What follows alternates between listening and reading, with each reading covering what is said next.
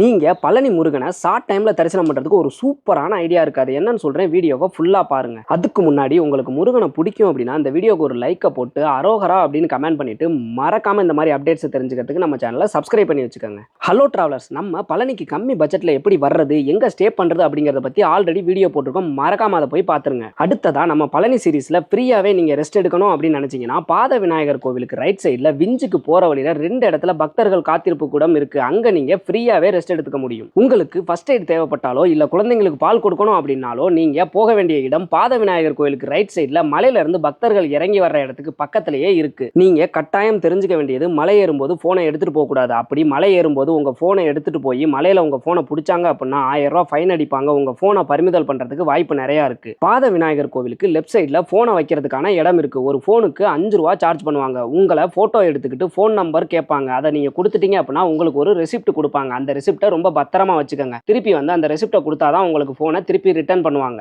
நீங்க விஞ்சை யூஸ் பண்றீங்க அப்படின்னா விஞ்சுக்கு பக்கத்துலயும் போன் வைக்கிற இடம் இருக்கு. நீங்க மலையேற இடத்துக்கு பக்கத்திலேயே செருப்பு வைக்கிற இடம் இருக்கு. செருப்பு வைக்கிறதுக்கு சார்ஜ் எதுவும் கேட்கறது கிடையாது, ஃப்ரீ தான். நீங்க விஞ்சிலையோ ரோப் கார்லயோ போகணும்னு நினைச்சீங்கன்னா விஞ்சுக்கு 25 ரூபாயும் ரோப் காருக்கு 50 ரூபாயும் சார்ஜ் பண்றாங்க. ஆனா நீங்க விஞ்ச் ஏறுற இடத்துக்கோ இல்ல ரோப் கார் ஏறுற இடத்துக்கோ போகணும்னு நினைச்சீங்கன்னா ஃப்ரீ இ வெஹிக்கிள் சர்வீஸ் இருக்கு. அதை நீங்க யூஸ் பண்ணிக்கலாம். அதுக்கு எதுவுமே சார்ஜ் பண்றது கிடையாது. கோவிலோட டைமிங் என்ன அப்படிங்கறத இங்க டிஸ்ப்ளே பண்றேன், பாஸ் பண்ணி பாத்துக்கங்க. இப்ப ஷார்ட் டைம்ல எப்படி சாமி தரிசனம் பார்க்கிறது அப்படிங்கறத சொல்றேன். பழனிக்கு வர்ற நிறைய பேருக்கு இந்த இன்ஃபர்மேஷன்லாம் தெரியாம இருக்கு. அதனால பழனிக்கு வர்ற உங்க ஃப்ரெண்ட்ஸ் அண்ட் ஃபேமிலிக்கு இந்த வீடியோவை ஷேர் பண்ணி வைங்க. நாங்க போயிருந்தப்ப படிக்கட்டு வழியா மலை ஏறி சாமி தரிசனம் பண்ணிட்டு கீழே இறங்குறதுக்கு டோட்டலாவே ஜஸ்ட் 2 ஹவர்ஸ் தான் ஆச்சு. ஆனா விஞ்சுக்காகவும் ரோப் காருக்காகவும் வெயிட் பண்ணவங்க சாமி தரிசனம் முடிச்சுட்டு கீழே வர்றதுக்கு 4ல இருந்து 5 மணி நேரம் ஆச்சு அப்படின்னு சொன்னாங்க. சோ நீங்க சாமி தரிசனம் சீக்கிரமே பண்ணணும்னு நினைச்சீங்கன்னா முடிஞ்ச வரைக்கும் படிக்கட்டையே யூஸ் பண்ணுங்க. முடியாதவங்க ரோப் காரையோ இல்ல விஞ்சையோ யூஸ் பண்ணிக்கங்க. நம்மளோட அடுத்த வீடியோல 2026ல மலை மேல வந்திருக்க முக்கியமான 2 அப்டேட்டை பத்தி சொல்ல போறோம். சோ